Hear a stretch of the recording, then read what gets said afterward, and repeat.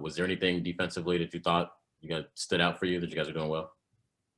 Our communication was definitely better, and we want to be a physical defensive team. We can't get into shootouts with teams on a night every night, so then it doesn't look good for us. Then we just want to be when I have a defensive presence, play physical, make it tough for every team, especially when we play with two bigs. Now we tall, we physical, like make it tough in the paint. Thanks. Cody, go ahead.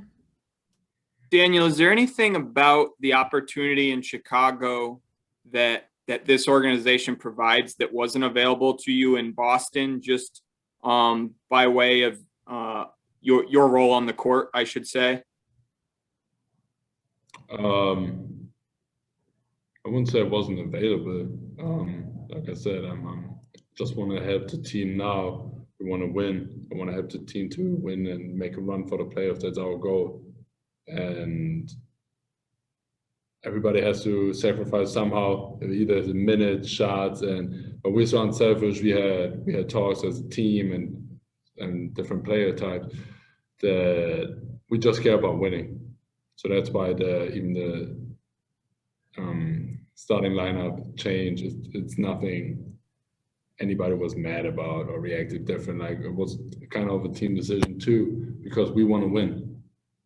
And when I got traded, I didn't care if I come off the bench, be a backup or not. Like I said, I just want to help the team win to make the playoffs.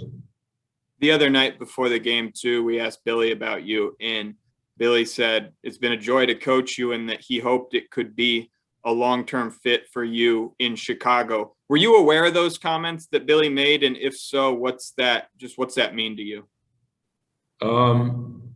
Obviously it's nice to hear the coaches or coaches talking well about me. Like I said, I just try to be a veteran guy on this team, help those young guys to listen. I've been around basketball for a long, long time, and I think I bring physicality to the team, especially in defensive end. I want to bring every night. And further than that, I look from game to game. That's me just now. Thank you. Joe, go ahead. Daniel, hey, has it been, I don't know if frustrating is the right word, but to come from a Boston team that was kind of known at times to be very physical, whether it's Marcus Smart or Jalen before he became the offensive player he is, to now come to a team where it's continuously talked about that it has to improve, that it has to get better. Has that been frustrating for you that these guys just don't have that physicality and that kind of brand of basketball that you like?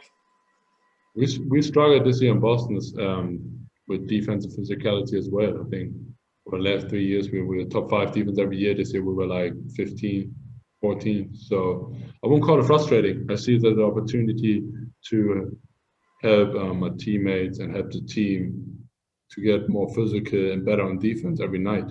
And we show improvement.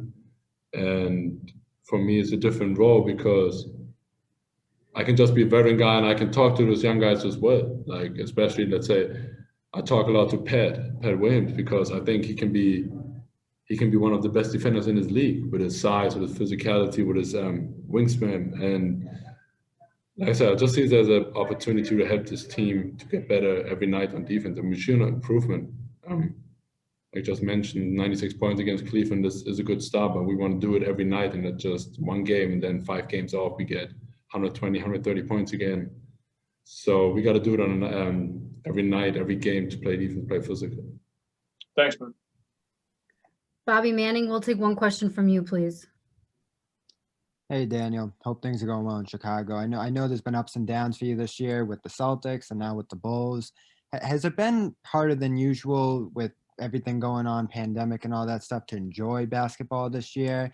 And with the ups and downs of the teams you've been on, is it harder to block out the outside noise, whether it be media, fans, stuff like that, because you guys are so isolated this year? Definitely a different season with all the pandemic, and now at least fans are getting back into arenas a little bit.